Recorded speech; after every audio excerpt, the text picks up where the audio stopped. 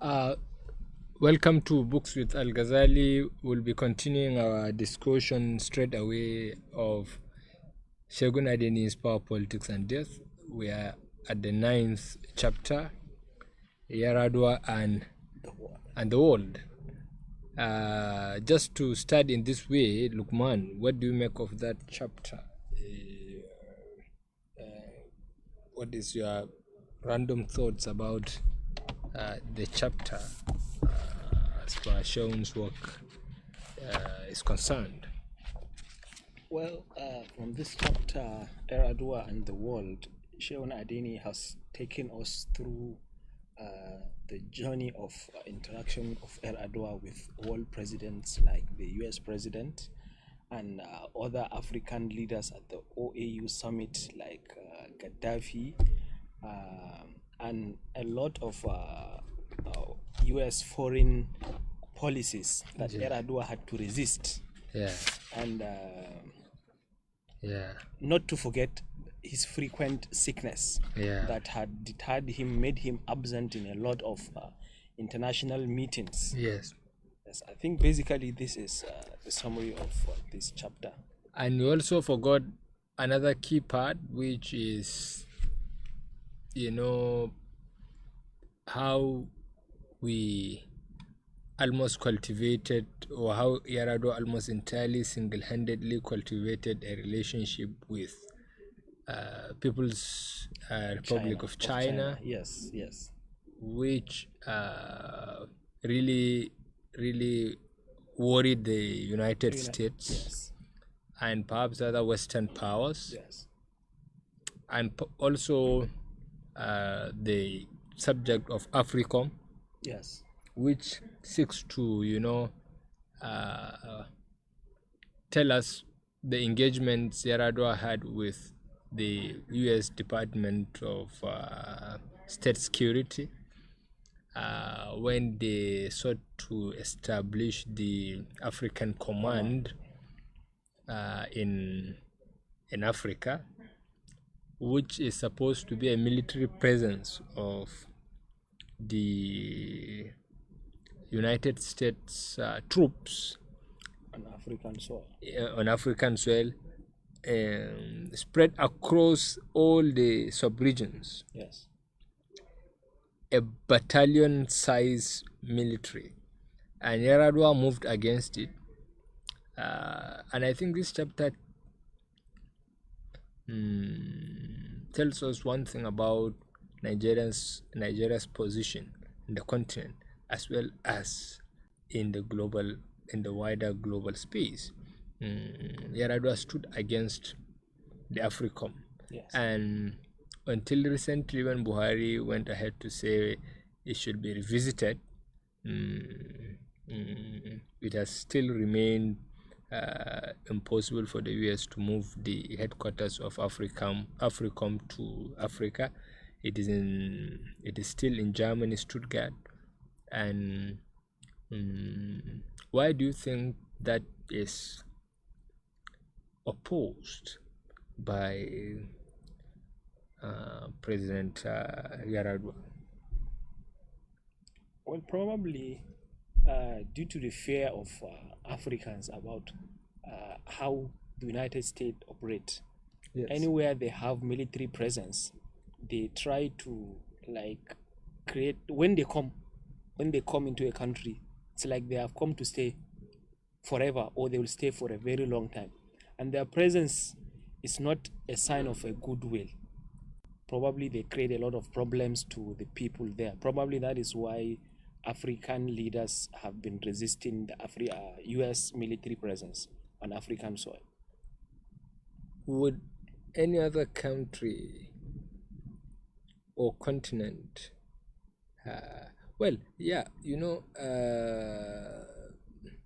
my thought is not this entirely, but because Africans had a history of domination, foreign domination, and sometimes when you have the presence of a particular country's troop on your soil, one wonders whether what interest are they there to protect?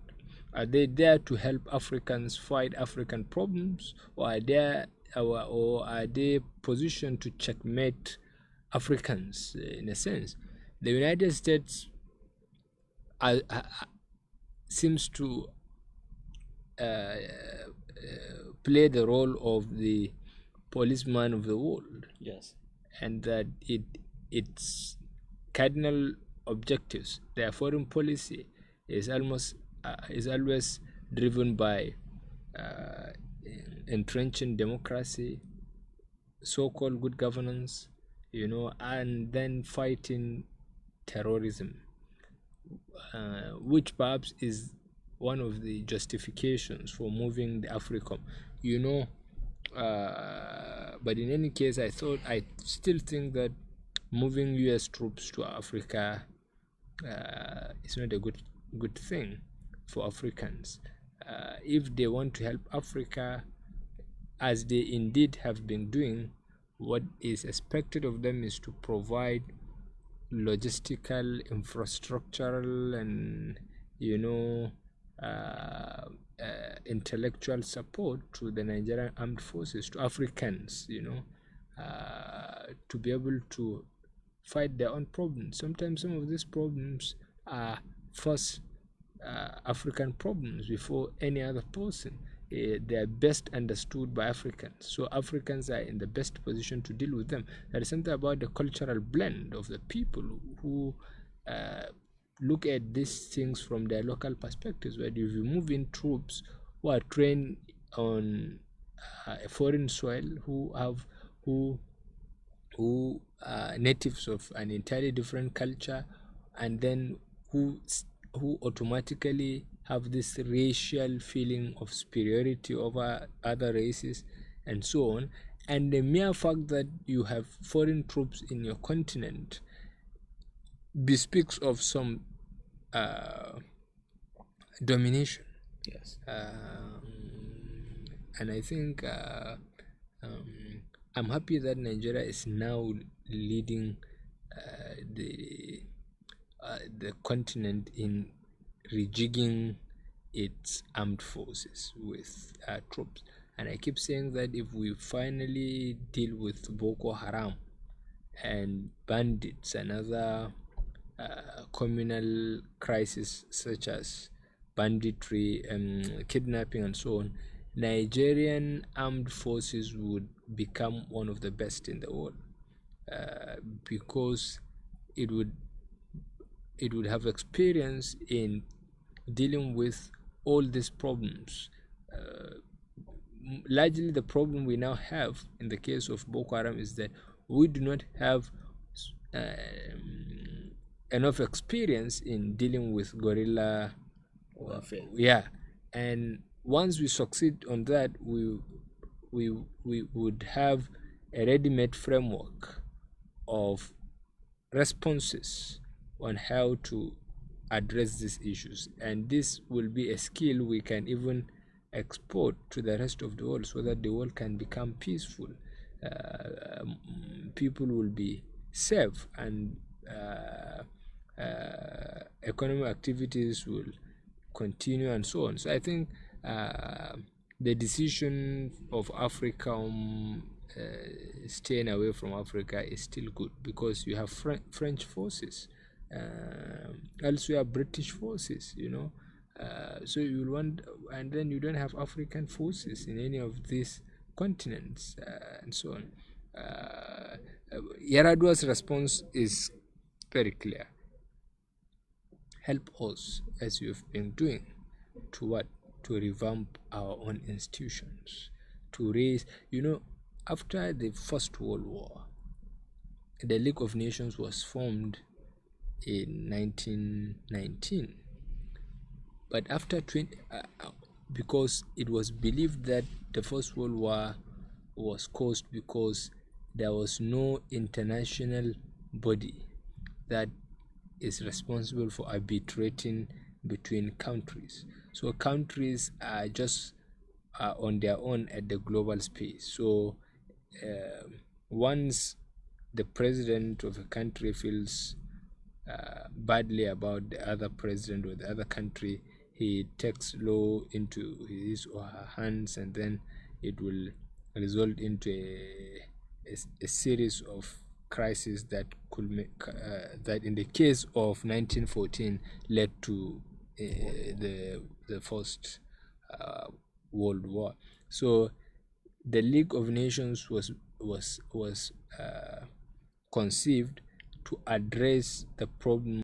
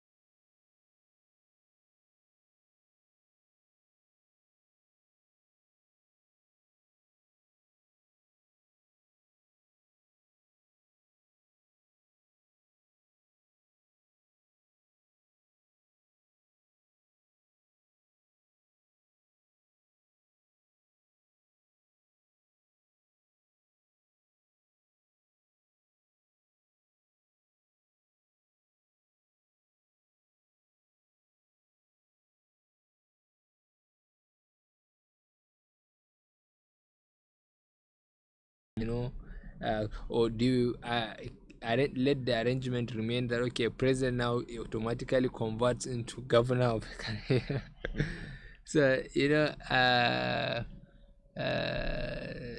things like that. But I think uh, Sheun Sheun's take about Gaddafi in the way he had written uh, the account he had given of Gaddafi.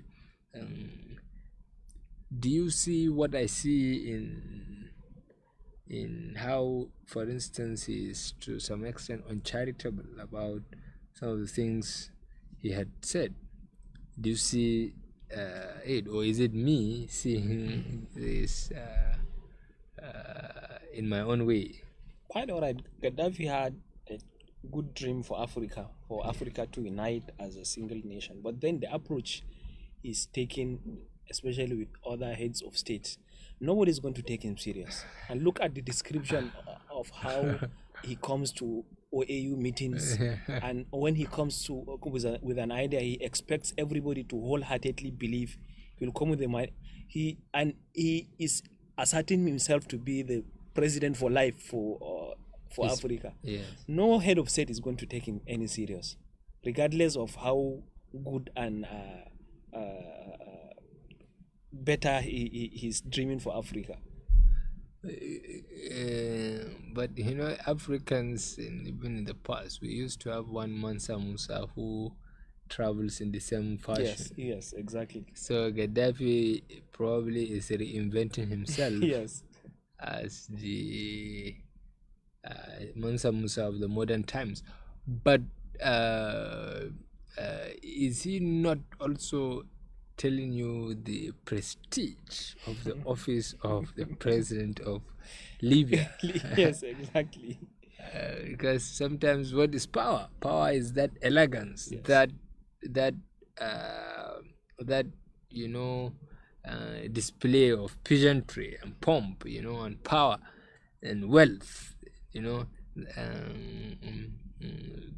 To me, to some extent, sometimes the seat of a president must be seen to be really extraordinary, something people will be dazzled with, so that people respect the institution of the office, even though Gaddafi's case is an overkill to an extent. Sometimes it becomes like a drama, he looks to be hot-tempered, Yes. He walks out of the meeting. assertive, confrontational, sometimes these things are. But don't you think that he is being overpowered by the passion he had for his convictions? If he thinks he's the president, the other heads of states are also president. Okay, but So the prestige he has and the arrogance he thinks he has, they also have that arrogance. But then Libya is a rich country, a very rich country for its population. Exactly. Yes. So Yes. only that compared to Nigeria Yes. and other places. But then sometimes passion has a way of changing the way in which one relates to others. He thinks that, see, this is my vision for this continent, and you people are wasting our time. Why don't you just sanction this to happen? Then we are good. And as far as I'm concerned, this is all that Africa needs. Sometimes people think that problems can just, overnight be solved by rearranging them. Yes. Problem rearrange is nothing. It's nothing. Absolutely. Problems are still there. So if you rearrange the governance structure, Improbably, when you might have brought Gaddafi to come and be a president of Nigeria, maybe learn Yeah, some and of lessons. course, that's what I keep saying Yes. when people talk about Kagame and all this presence. See, what is the population Look, of they are just Rwanda? like just three states there. No, Borno is bigger than it. See? So what are you talking about? Rich men in Nigeria are hosting these presidents, two, three, Can you- four of them. And the president doesn't even send representatives to welcome them at the airport. So That is to show you how small yes, those countries yes. are. So and Africans don't know these things about, in fact, about the world. There was this episode when the president of Chad passed away recently. Yes. The President Buhari was criticized for not attending the funeral, and I keep saying that ordinarily, if I were Buhari, I would have insisted that the funeral took place in Abuja. Because what is Chad? 12 million or so, or Just like one state. is not such a big thing, big states. So look at the size. Look, people are comparing when the president went to the field, they set up a camp, and then they killed 1,000 and there's why shouldn't Buhari do the same? They are not mates. The They are theater not mates, commander exactly. the theater commander in the northeast has about at some point 75,000 troops under his command. Just a theater commander. That is the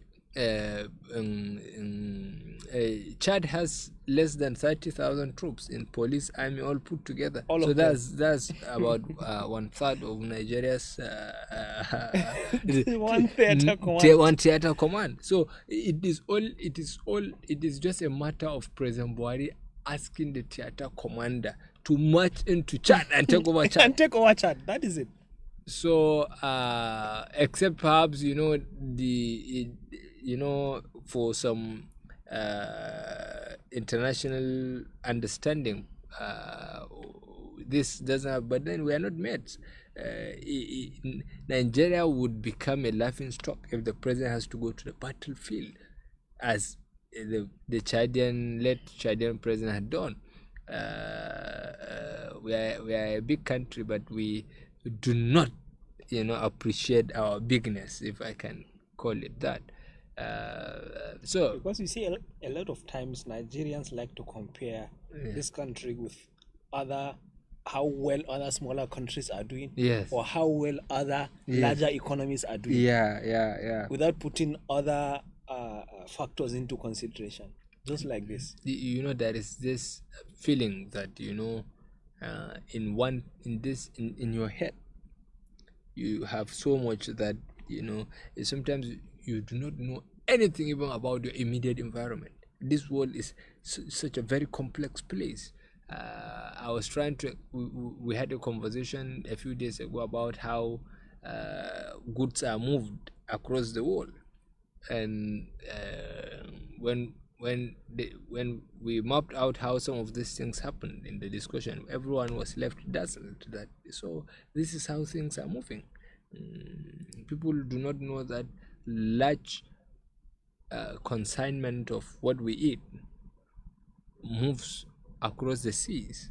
So still the most, if you count one who controls the seas is one of the most powerful entities in this world.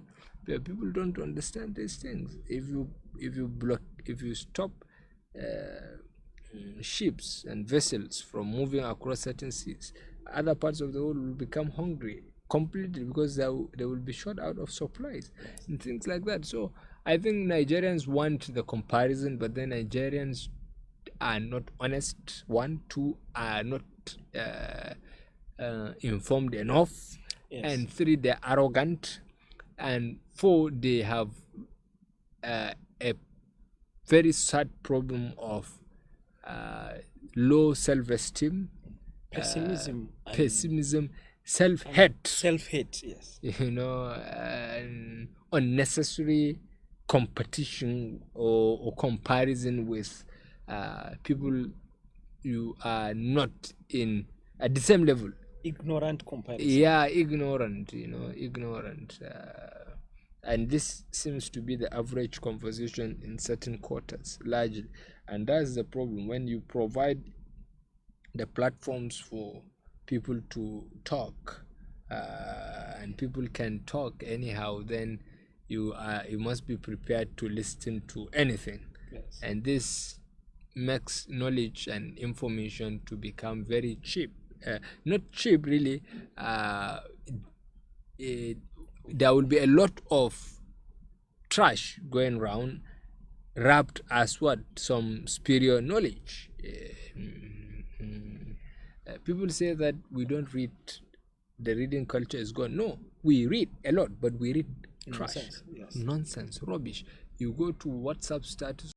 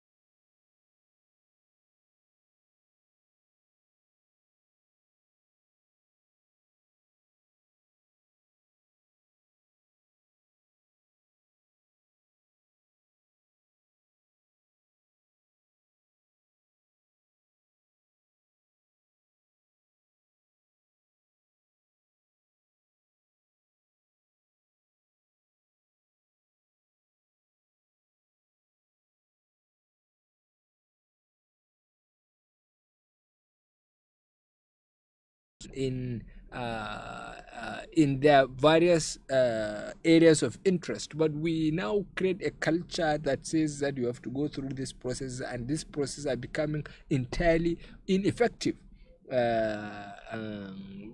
This besides the strikes and so on and so forth. We need to remove. How many universities do we have in this country? But Nigerians produce nothing. So ordinarily, even as a punishment, you have to send them on strike for like close them down for like 5 years because they didn't. How do they help the country? But skills, give people skills. People now say that we are at the post-industrial knowledge-based economy. That is wrong. We have moved beyond that. We need skills. Skills are becoming people are now automating processes. Lukman, this automation of processes is endangering people who are knowledgeable. Yes. Computer is now meant to carry out processes that in the past 10 people have to participate in working it out manually. But now the processes has become entirely automated. So it has shut out like 10 people out of job. And we will continue to lose tens of millions of jobs in the next 20, 30 years. So give people skills. Give people the skills with which to invent because the world in the next 5, 10 years will be entirely different. With this 5G and other things, the way in which things are done will change dramatically. So, and this change will be driven by those who have skills skills to manipulate the material world. Skills to invent, skills to innovate, and so on and so forth. So skills, then teach people businesses. We should have more business schools training people on trade and commerce and so on and so forth. People should be able to understand that this whole world is a gift for you, is a gift of a market to you. This whole world is your market. So how do I tap into it? How do I sell across my border? And so on. How can I buy these things are the things we need to equip the next generation with. This Nigeria will stand to compete with a lot of this so-called super power. So Nigerians must accept, in any case, that they look at the role of President Yaradua in this, some of these key diplomatic relations. The world seems to be waiting for him to say a thing, and it follows. We are such a powerful nation, but we are made to believe, or we have made ourselves to believe, that we are some sort of an inferior, insignificant collection of, semi-civilized people. Nigerians are helping to breed distrust, hatred for the country. So I think, we have a huge responsibility. And yesterday I was on a similar program with El Bildad, and I was telling him that, see, let us change ourselves. Me, you, who always come to platforms like this to say XYZ. What effort are we making at changing ourselves? That will be enough. Change yourself, and then you will attract other people who might be willing to change along with you. So I think that is just by the way. But then again, another very important part of this work is the Nigeria-China relationship. And what we today see, Nigeria-China relationship has gone deeper now, about 10 or 12 years after President Yaradua. China has been involved in some of the major infrastructural advancement and developments in the country, providing loans to the government, providing manpower, skills, and so on. And I think we xenocentric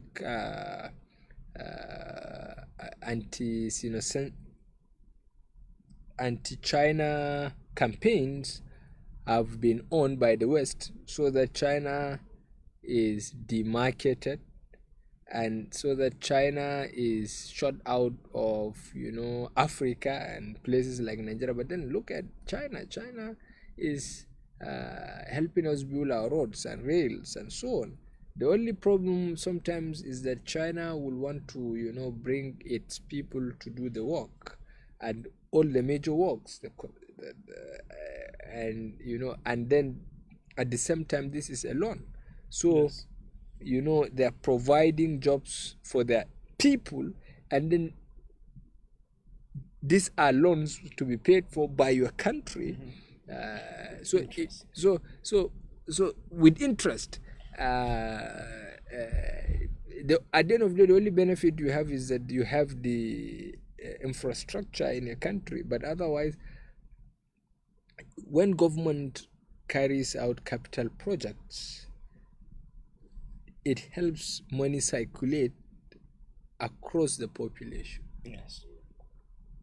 But in this case, Chinese companies will move in And take the money. and at the end of the day, your country would still repay the loan. So I think that is something a country like Nigeria can make do with, because we are in a dire need for infrastructure. We cannot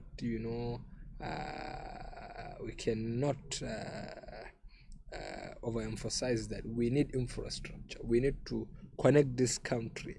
We need to have access to sources of raw materials, and even much more on how we can take the raw materials to the seaports and so on and so forth. And you can't do that without infrastructure. Look at power. We need massive investment in power. If one of the key areas, I think Yaradua had wished China helped Nigeria was on tapping into the gas resources of the country. He said we have about 170 trillion metric tons of gas deposit. So we are much more a gas nation than we are crude oil. So all these things, you need massive infrastructural interventions. And so as far as I'm concerned, the relationship with China is a win-win situation to the the good thing with China doesn't make effort to open or not to impose its political views on the rest of the world, as the West is doing. It is all about the business. Yes. And I think as a people, this level of relationship is a lot better for us than one which seeks to change the way in which you behave. Your political system will be changed, the way in which your people locally interact changes, and so on. So that is my random take on the chapter. Look, I do not know if you have closing words for the chapter, and then okay then if you don't have, our next chapter next week will be unfulfilled promises, the things that Yaradua had wished he had done before he passed away. So, in any case, may God grant him peace and eternal rest. On this note, thank you very much for being part of this week's review. We'll continue next week, Wednesday, and do join us. Have a nice day. Thank you.